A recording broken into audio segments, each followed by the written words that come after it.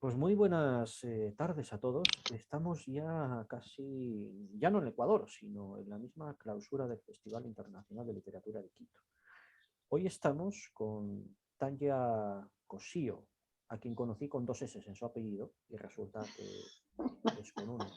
Pero aparte de ser de México y de recordarnos en una de estas líneas temáticas del festival, que es el gótico latinoamericano, la literatura de terror escrita por mujeres latinoamericanas, ella nos recordará un poquito de Guadalupe Dueñas. Pero hay que ocuparnos de quién es ella. Aparte de lo que nos cuente, pues os puedo adelantar lo siguiente. Tania Cosío es natural de Guadalajara, estado de Jalisco, México. Nació el mismo año que yo, 1976. Entonces los dos aparentamos cuidarnos muy bien. Poeta, actriz, gestora cultural, burócrata en el sentido amplio de la palabra, porque ha trabajado un poco, se ha desempeñado en el ámbito cultural gubernamental, que no quiere decir desde un punto de vista político, sino dando lo mejor de sí misma en pro de la promoción, difusión de la lectura y una importantísima labor editorial de la que fui testigo. Además de eso, pues poeta, sí, también estudió en la Escuela Rusa de Actuación en México y qué sé yo, un poco la amplitud y variedad, ¿no? En ese catálogo de, no tanto de méritos ni de quehaceres profesionales, itinerarios vitales, ¿sí? Entonces, lo que ha publicado, las plaquettes, en fin, deben ser más de 10 libros de poesía, pero Tanya es como yo, que en ese aspecto no lleva la cuenta de lo que ha publicado ni de lo que ha hecho. Simplemente vive tranquila y ese reconocimiento y medallas se los deja a los pechos de los generales de la literatura, ¿no? Aquí, ¿sí? Encima donde se ponen todos los galones de lo que han hecho para justificar su amor por la literatura patria. Y dicho esto, con el buen humor, Tanya, te doy las buenas tardes. ¿Eh? Es un honor tenerte por aquí. Hola, muchísimas gracias, Aitor. Siempre fui con una S, no con dos, pero así nos conocimos. Pues muchísimas gracias por esta invitación y saludos hasta Ecuador. Y una sorpresa esa fotito en la que justamente vivía en Ciudad de México, cerca de la UNAM, en Copilco, que fue una de las épocas más tremendas, porque estuve en la huelga de la UNAM y luego me fui a Chiapas y demás. Entonces, por eso estoy allí rodeada de botellas. Lo entiendo, sí. Conviene aclarar que las botellas y quienes profesan el arte de la escritura o de la poesía, pues suelen tener una relación inherente, ¿no? Pero no tiene por qué. Sí. Y en este Se caso, pues llevan forma muy parte del bien. movimiento. De acuerdo. Bueno, alcohólica todavía no soy, porque no sé si en algún momento me vuelvo una Ana Tobay y me beba Bueno, una botella de vodka al día. Yo bueno, quisiera empezar con este que me encanta de Guadalupe Dueñas, adelante. de digo yo como vaca. Digo yo como vaca. Si hubiera nacido vaca, estaría contenta. Tendría un alma apacible y cuadrúpeda y unos ojos soñolientos. Dos rosas cabalgarían en mis flancos, orgullo de mi estampa bermeja. Mi cola, entretejida con papel de China, espantaría las moscas que retosaran en mi lomo como sobre un puesto de fruta. Junto al río, hincharía mis riñones con enormes tragos de agua y barrería en mis belfos el perfil verdoso donde flota el limo. Buscaría siempre tiernos retoños y triscaría, prefiriendo el perfume del trébol a la madura caña. Por bonita, habría de cercarme el bramido del toro. Los años en mis ojos húmedos, en mi espera en el llano, en mi testa de sueños, se estancan. Me gusta frotar la piel sudorosa en el aprisco asfixiante, mientras por mis lagrimales pasean las hormigas acariciándome las cuencas. Horas y horas paso sobre el musgo terso sin hacer ruido. A la queda, bien echada en mis cuadriles, pienso que el cielo es un enorme prado de alfalfales azules y el sol un semental de fuego. En la cerca de Huizaches, cuando los labriegos se acerquen, les enseñaré mis ubres de lino como una cordillera y los terneros nutridos de mi zumo. Con la mente hueca viviré sin culpa, alerta solo al toque de las 6 campanas que dispersan el repique de su voz sobre el sembradío. Descarriada en el valle iré a lamer las piedras salinas, las que se amontonan y bardan el campo más allá de la vereda.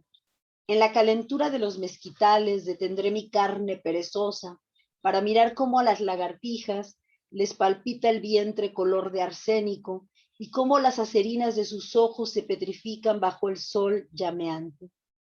Cuando algún becerro cayera en el barranco, mugiría con fuerza para que los pastores bajaran corriendo hasta el soto y le hicieran una tumba de siemprevivas.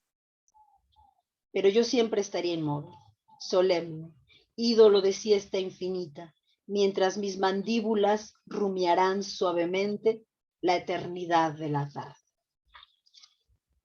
Este de Guadalupe me parece así como que en su tiempo también sufrió muchas críticas, ¿no? Pero así como si yo hubiera nacido vaca, pero no nací vaca, ¿no? Conocía su faceta como narradora, ignoraba que la tuviera como poeta. Te lo dice alguien que está aquí sentado y ya se ha molestado en leer sobre Guadalupe Dueñas, incluyendo ese cuento que os leí para una de las ferias del libro, en la cual un padre de familia tenía el feto de su hija fallecida prematuramente, lo tiene conservado en formol, ¿no? Y ahí se forja en el resto de la familia pues un sueño trágico, ¿no? Era su hermana mayor. Su hermana mayor. Ella, de Guadalupe Dueñas, ella vivió así. O sea, su hermana mayor la pusieron en fue un aborto, ¿no? Pero ya estaba formado, entonces el papá se le ocurrió ponerla, ahí está tu hermana, ¿no? Entonces, sí, bueno, cuento que tiene mucho de autobiográfico. ¿Cómo querían que fuera, verdad? Oye, y ese poema de Si yo fuera una vaca, bueno, parte de una premisa puede ser poesía fantástica perfectamente, pero como no nos crea angustia, sino en todo caso ternura y un toque singular al sentido del humor, aunque sea macabro, se nos queda ahí a medio camino, ¿no? Y además, fíjate, no lo hace con ánimo de parodia, sino crea toda una alegoría, de un sentimiento de vaca, una personificación, ¿sí? Entonces, caray, ¿y a qué poemario pertenece o a qué antología? No, es al de Tiene la noche un árbol, a su libro de Tiene la noche un árbol. Ah, pero es que parece, ¿ves? Parece prosa poética, más que nada. Sí, sí, y el que quedamos que leería es este, de Guía en la Muerte, nada más que me parece como que a veces nos quedamos como con un pedazo siempre, ¿no? De la persona o del creador, o como que no abrimos nuestras miras, aunque nos enfoquemos, aunque sea una sola cosa, me parece importante desentrañar a los seres desde el todo, ¿no? Y no la parte. Sí. Entonces, por eso me parece tan interesante porque lógicamente se le conoce a Guadalupe Dueñas pues como más fuerte, sí. Y aparte este cuento que tiene donde está criticando, le están boleando los zapatos, ¿no? Y entonces ella así como en cierta arrogancia, como de que, ay, que no me toque las manos, ¿no? Le voy a dar las monedas, pero bueno, que no me toque las manos.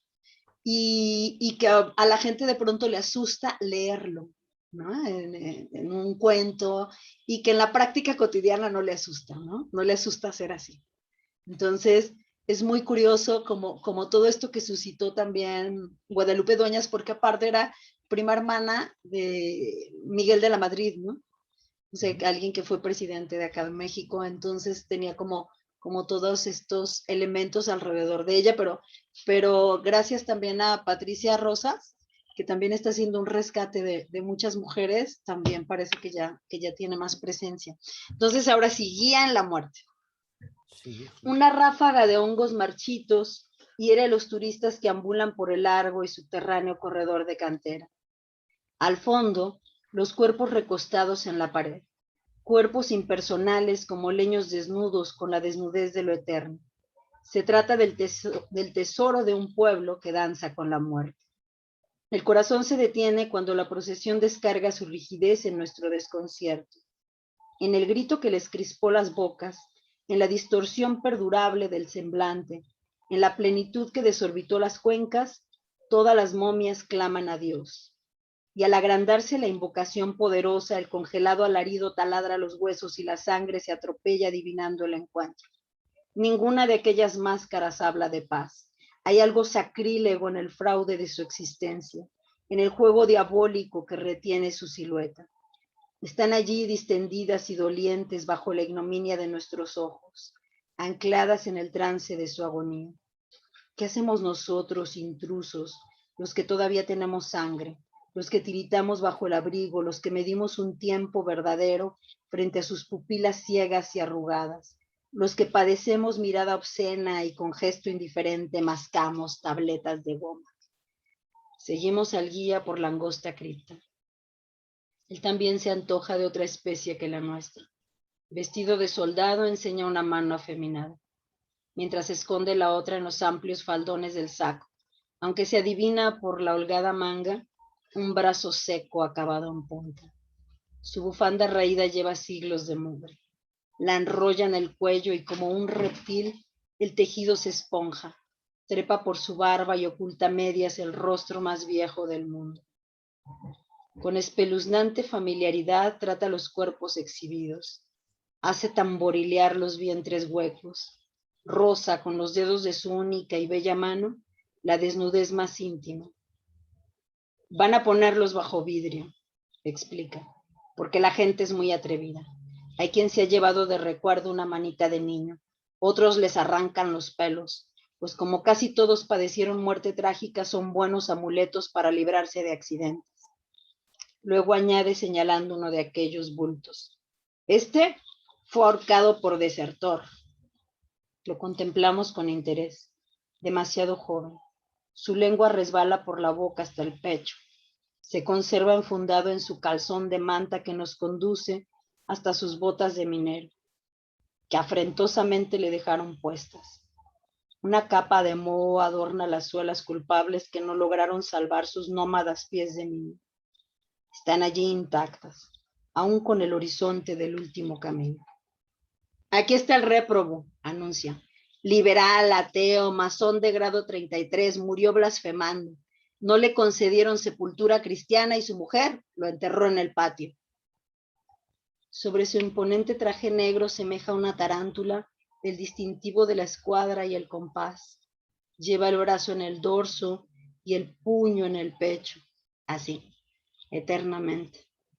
Es el que permanece impávido, como un bloque aislado en su destino. Esta es la adúltera asesinada por su marido, grita con voz que recuerda la lotería de las ferias.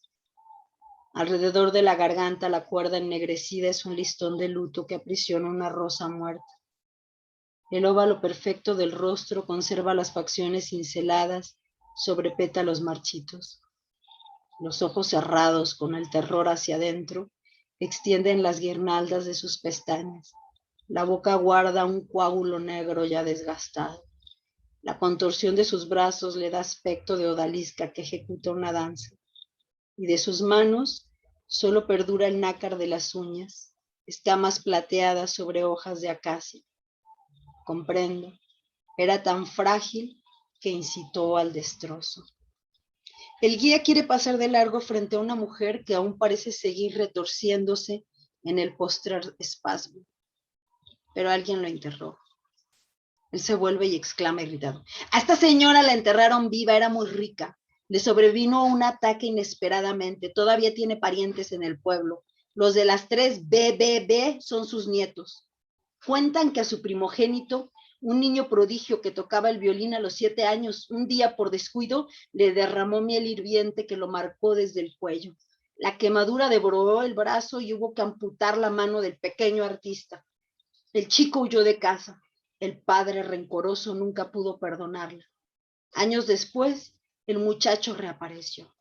Se dice que solo el padre y él presintieron que no estaba muerta, pero la enterraron deprisa. Aquella mujer con los dedos deshechos, incrustados de astillas y quebrados hasta la falange, conserva su obesidad. En la estrechez del ataúd logró volverse boca abajo. El estómago se le escurrió libremente hacia un lado y el pesado cortinaje de grasa disecada le cubrió las caderas. El busto de dimensiones repulsivas quedó lamiéndole la espalda y aspados los brazos en la última desesperación. Seguimos al guía que, malhumorado, trataba inútilmente de encender un cigarrillo con su mano temblorosa. Este general se suicidó cuando los insurgentes se apoderaron de la plaza. Explica casi con regocijo. Lucen joyadas con decoraciones sobre un sudario de harapos, solemnes patillas y bigotes color de caña. Alto y majestuoso nos recuerda Maximiliano por la cicatriz envejecida que en forma de corona lleva en la frente. Tieso e inmóvil, en actitud de revista, asiste a una parada de escuadrones fantasmas. La madre y el niño, apunta casi inmediatamente el guía. Un tajo en el vientre muestra las vísceras. Ni una gota de sangre retuvo la oquedad. Palidez total más allá del vértigo, da a la piel transparencia de vitela y un gesto de asombro hay en el rostro por la expiación inesperada. El pequeño cuelga pegado a sus entrañas, nonato y yerto. Las manitas encogidas se aferran al laberinto del cordón umbilical que lo estrangula y dobla su cabeza como un fruto de limón desgajado. En los senos henchidos de la madre duermen ríos de perlas y duerme el llanto ineficaz de sus párpados sin ojos. La novia, dice el cuidador acercándose a una nueva figura. Solterona perseverante, rezó novenas y hasta la estrafalaria oración de San Pascual enseñada por un vidente. Practicó brujerías, usó el amuleto de Buda, los 3 pelos de canguro, la saliva de serpiente y los 7 granos de sal, pero cayó muerta el día de la boda. Lleva ropa plomiza con encajes y azares. Las manos enguantadas aprisionan la imagen del bisoño, rostro triste que ella soñó para su vida. Con sus arrugas amarillas veladas por el tul polvoriento, difícilmente disimula la lluvia de viruelas y parece ridícula virgencita de barro, como las que adornan devotamente las hijas de María. Por último nos señala 2 niñas vestidas de solferino y azul, muñecas pueblerinas enterradas con sus galas de pasear, y a un niño que se ahogó, pequeñito y endomingado, mascota del trágico panteón. El guía tose y apresuradamente da por terminada la visita.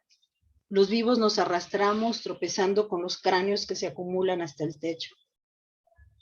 Un movimiento torpe hace que la bufanda que oculta el cuello del guía resbale. Cuando él se apresura a cubrirse, yo he visto una quemadura repugnante que pliega su carne y avanza por su pecho. No resisto más. Me adelanto todos hacia la vida. Es música el zumbido de abejas que me recibe bajo el sol. Palpo mis cabellos, mis latidos y mi piel. Todavía vivo. Puedo llorar sobre mi instante fugaz. La certidumbre de que existo me golpea las arterias. Guanajuato, 2 de noviembre. Museo de las Momias de Guanajuato. Así que el guía Ajá. esta cripta y parece ser que según describe al guía, el guía es una de las propias momias que ha adquirido vida, o eso parece intuir la protagonista, la que narra la historia. Nos deja con esa incertidumbre. Es el niño al que la madre quemó, ¿no? El niño que soñó con ser, o sea, él es el que enterró a la madre viva con su padre. Aparte de el general que se suicidó, el padre desertor, el réprobo, la mujer adúltera y la madre y ese niño. Joder, ¿sabes qué me ha recordado? En España creo que hay un museo de momias también, debe ser el único en Europa de sus características. Estuve en él hace 2 o 3 años, ¿no? Con la familia al completo, mis padres, mi hermano, en una fría tarde de invierno, en Quinto de Ebro. Te voy a compartir la pantalla para que veas. Déjame a ver, quizá encuentro corto. A ver, parte de pantalla, contenido segunda cámara. Aquí está. Mira, para que veas que es Museo de las Momias de Quinto de Ebro, que abrió en el 2018, ¿no? Quinto de Ebro es un pueblo situado en la ribera del Ebro, provincia de Zaragoza, que durante una serie de campañas arqueológicas en el subsuelo de una iglesia encontraron 15 cuerpos, amén de otros más, en perfecto estado de condiciones, ¿no? Y eran momias de entre finales del siglo XVIII y principios del XIX, probablemente de algún víctimas pues, de algún episodio de muerte masiva, ¿no? Por tuberculosis, peste o lo que fuera, ¿no? Entonces, esta tiene una curiosa historia. Fíjate, perfecto estado de conservación que tiene, ¿de acuerdo? Esta debía ir o venir de tomarse unos baños en un balneario y debió, pues, fallecer en el curso de esos baños, ¿no? No sé si el esposo era de Madrid y vino para acá, para este pueblo, pues a tomarse unos baños de agua. Pero ahí lo dejo, ¿no? Tiene una historia muy bonita. Además, esta momia tiene nombre y apellidos, ¿sí? Se investigó. Pero bueno, hay detalle del cabello, en fin. Te lo dejo así a título de curiosidad, ¿no? Pero bueno, y estos son incluso bebés. Entonces me recordó mucho el cuento de Guadalupe Dueñas, que de tétrico y macabro no tiene nada. Angustioso, sí, y mucho, ¿no? Entonces es un bebé de corta edad, ¿no? Ya ves tú cómo se conserva. Entonces aquí también, ¿no? Otra momia de un antiguo sacerdote, por lo visto. Bueno, menudo trasfondo, ¿eh? Qué macabros nos hemos vuelto. Y por cierto, Guadalupe Dueñas, hay una publicación que el Instituto Nacional de Bellas Artes hizo en el año 2012, creo, con el epílogo de Vicente Leñero, ¿no? Lo has de recordar precisamente. Aquí, esto lo has de recordar. Es un compendio precisamente de sus cuentos, fragmentos de sus novelas, y es interesante, ¿no? Porque nos da una perspectiva muy fiel de lo que nos has leído. Entonces, joder, te he estado escuchando atentamente el cuento, muy bien narrado, se nota a 4.000 leguas de distancia que tienes unas excelentes dotes como narradora oral. Me supongo que también te has profesionalizado como narradora oral, ¿no, Tania? Tienes que poner el... Ah, sí, es que había puesto en silencio. Sí, y de hecho, hablando de este macabro y este horror, gracias a que trabajé leyendo en voz alta, creo que ya no me parece nada ni tan macabro ni tan horroroso. Me tocó Evidente. trabajar en hospitales, en los hospitales que se llaman de sangre en Ciudad de México. Entonces había gente completamente quemada, y yo entraba al área de quemados a leerle, o era estar en la sala de urgencias. Entonces la gente llegaba con todo tipo de cosas, ¿no? Al principio me costó mucho trabajo, al principio sí era como algo que no me era fácil deglutirlo, ¿no? Pero después no es que me haya acostumbrado al horror, sino que quizás se expandió mi visión del mundo, ¿no? Saber que, pues bueno, que no solo existe la vida, también existe la muerte, que también existen los accidentes, también existe el dolor físico. Entonces yo le leía a gente que había perdido, por ejemplo, una mano, ¿no? Uno que perdió, pues más o menos en épocas navideñas, había perdido con una luz de bengala, que se supone que están prohibidas, no, con una luz de bengala, no, una palomita, que era una palomita así gigantesca, y que le decían, préndela, préndela, y que la novia le decía, no la prendas, a ver, acá, mexicanos, ¿verdad? A ver si te Sí, animas, ¿no? Y paz, la prende y ¡fum! Le por macho, vuela, por macho. por macho, le vuela toda la mano, ¿no? Y era un chavito, o sea, tenía 22 años. Entonces, y otra chica que se cayó 3 pisos por su celular. Y entonces tenía las 2 piernas así sostenidas, ¿no? Ahí en el hospital, porque estaba en un departamento y estaba hablando y que se le fue y ella no reaccionó. Lo único que era la pérdida, ¿no? Del celular. Entonces, ¡pum! Cayó 3 pisos y se salvó. Y entonces, pues había como casos así tan extraordinariamente raros. Un caso de horror, eso sí me parece horror, se los voy a compartir. En un hospital llegó una mujer completamente quemada y ya no había lugar para los quemados porque, bueno, son hospitales públicos. Entonces estaba lleno el hospital, llena el área de... Solamente había una cama en el área de cirugía plástica, y era absurdo que entrara una quemada completamente con quemaduras así gravísimas. Pero entonces yo pregunté, ¿por qué la van a admitir? Que la manden a otro hospital, y me dijeron, no, es que la va a admitir el director porque como le quiere quitar el puesto al jefe del área de cirugía reconstructiva, quiere que se le muera. Y yo, eso sí que es un horror, ¿no? Entre humanos, ese juego tan... Eso sí me sigue causando a un horror. Cada vez que hablo contigo aprendo algo nuevo, la verdad. Es que me resulta extraordinario. Yo hoy he tenido un día bellísimo, te cuento. Comencé grabando hoy con una gestora cultural y poeta de allí, de Armenia, concretamente ella es natural de Porquindío, ¿no? Viviana Bernal, y también estuvimos dialogando, bueno, por pormenores de la poesía, promoción y difusión de la lectura destinada al público infantil y lector, ¿no? Es decir, pura labor de gestión cultural para los niños y adolescentes. Claro, me siento aquí contigo y me hablas también de esta íntima relación con el horror. En fin, el horror y la angustia que están muy bien definidos en la vida real y que no tenemos más remedio que sufrirlo y aceptarlo, e incluso no desearlo para los demás, porque esto tiene efecto boomerang. Y en la literatura, pues figura como una opción más, ¿no? Que logre ponernos la piel de gallina o los pelos como escarpias es una cuestión distinta. Yo lo veo más como un tipo de literatura que me sorprende si está bien escrita y hace un uso extraordinario de los recursos, ¿no? Explota las posibilidades de conmover al lector. Ahí sí. Entonces, Guadalupe Dueñas sí, me ha dejado sus habilidades extraordinarias para la descripción del personaje, la creación de la atmósfera, la enumeración, ¿no? De los motivos por los cuales cada una de las momias está ahí colgando, ¿no?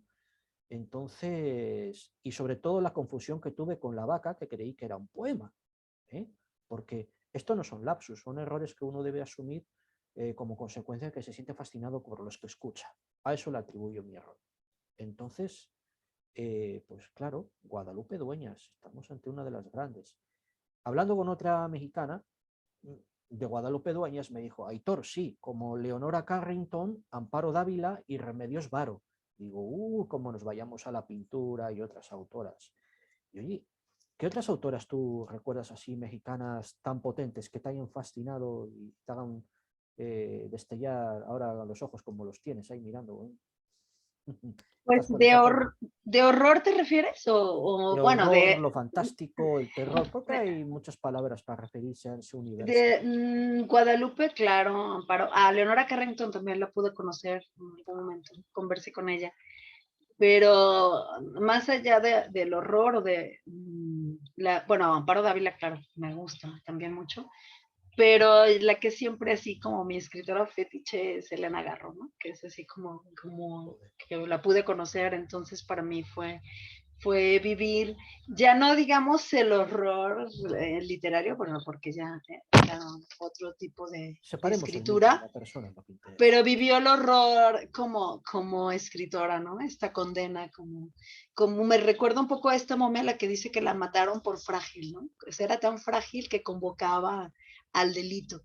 Siento que Elena Garro, aunque siempre era terrible y todo, también era como tan frágil que convocaba al horror, ¿no? Al horror que se cernía sobre ella, en su entorno.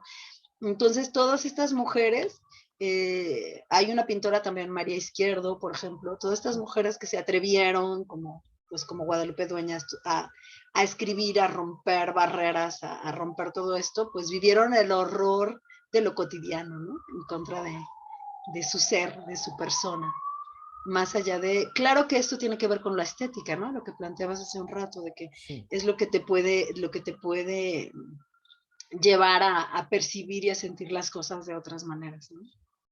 sí, vaya, María Izquierdo también recordaba. Pues yo, y encima sí, encima conociste a las que me mencionas. O sea, ya te digo, yo esto lo Ah, sí, desconocía, porque tengo yo un trato contigo, que sepan los quienes nos ven o quienes nos van a ver, pues ya hace de algunos años. Entonces, sí. pues, caray. Y ahora he tenido la oportunidad pues llegar a otras narradoras un poco del circuito latinoamericano, ¿no? Muy, muy interesantes. O sea, más allá de cómo os llevéis cada uno a nivel personal, ¿no? Porque aquí el terror de tu contertulio es juntar a churras y merinas, quiere decir mezclar todo, ¿no? Sí. Entonces, pues claro, pero mira, Gabriela Basterrica, creo que te divertirías con ella muchísimo, ¿no? Dialogando de estos temas, de lo que sabéis cada una. O incluso de mis contertulias peruanas, ¿no? Cristina Ramos y sobre todo Tania Huerta, editora. Te prometo que sí. Y os ibais a tomar un pisco y comer unos anticuchos por allá de lo lindo. A una de ellas he llamado hoy, gastándole una broma, diciéndole que era responsable editorial de la Random House Mondadori y que la iba a publicar, ¿no? Pero se me han encendido los ojos, digo, que soy vasco y vengo aquí pues a que seas una de las invitadas el último día, ¿no? Del festival. Encantada la vida. Y claro, a mí me deja perplejo porque ahora que está tan de moda esto del gótico latinoamericano y tal y cual, pues no deja de ser más que eso, ¿no? Se lleva haciendo toda la vida y México es un país especial por la cantidad y cualidad de escritores y escritoras que han tenido en ese movimiento. Yo me acuerdo de una que tengo mucho cariño, es particular, Francisco Tario, ¿no? Porque este señor es la Sí. versión femenina de Guadalupe Dueñas. O sea, uff, Ujú. menudo narrador para precisamente narrar la angustia, el terror, los aparecidos, ¿no? La creación de atmósferas. Sí, Y siempre recuerda a Ignacio Solares, ¿no? Para el tema Ignacio Solares es el de la incertidumbre, del misterio, sí, pero muy sí, cercano al terror. Entonces, sí, sí, sí. nos deja ahí, no sé Sí si... lo conozco también, sí. Ah, mira, ¿ves? Es que no hay ninguno que no conozcas. Bernardo Esquinca también es bueno, ¿no? Ah, Es este quilagótico, entonces, y es muy chévere. Tiene el mismo perfil humano que el que tenía Ortuño, ¿no? Creo que es el poeta que falleció, tan querido de nosotros, ¿no? ¿Mm? sí, de hecho me tocó aquí en el contexto de la otra fila, hicimos un homenaje con su Eso. esposa, Ángel, y así con sus hijas, sí. Bueno, pues mira, no sé si porque ahora tienes que salir corriendo, pero yo me Mm. doy por satisfecho con todo lo que me has contado, pero solo tengo una pregunta, porque yo desconocía que habías trabajado en centros hospitalarios como Ah, sí. lectora, pero eso Sí, debe haber sido dentro de un proyecto más amplio, ¿no? sí, Entiendo. fue un proyecto, era un proyecto de Paloma Sáenz, que es que es promotora cultural así de toda la vida, que es esposa también de Paco Ignacio Taibo. Ah, mira, Y ella tenía un proyecto maravilloso, bueno, me encantaba pertenecer a él, de lectura en Ciudad de México. Se le leía a policías, se le leía a bomberos, se le leía, se llevaban círculos de lectura a los médicos. A mí me tocó hacer círculos de lectura con médicos, a leerles en hospitales, sana, sana, leyendo una plana. Se llamaba sana, este sana y programa, leyendo una plana. Sana, sana es leyendo una una cadena. plana. Entonces les prestabas libros y entonces había mucha gente que vivía en la calle, ¿no? Entonces, la única opción que tenían a veces de comer y todo, había uno en particular que yo no sé qué, no sé si se aventaba a los carros o yo no sé qué pasaba, pero durante todo un año a cada rato estaba allí, ¿no? Y él era feliz estando en el hospital. Entonces, así, y nadie iba por él, nadie lo recogía, nadie, o sea, yo no le preguntaba, ¿no? Pero de pronto lo volví a ver y lo volví a ver y lo volví a ver, era pues sí como un personaje, ¿no? Era un personaje. Entonces, pues fue fascinante y bueno, y doloroso, ¿no? Ver como mucha gente a la que nadie buscaba, nadie iba por ellos, no tenía para comprarse algunas medicinas que no se conseguían dentro de los hospitales y bueno, pues fue una buena experiencia. No me voy corriendo, pero Sí, sí. Me estás recordando porque eso de sana, sana, colita de rana. Si no sana hoy, sí, sanará mañana. ¿Cuántas veces he escuchado exacto. esa... Bueno, eso era formaba parte de una campaña, una canción infantil. La he escuchado mucho en Quito, cuando vivía ahí.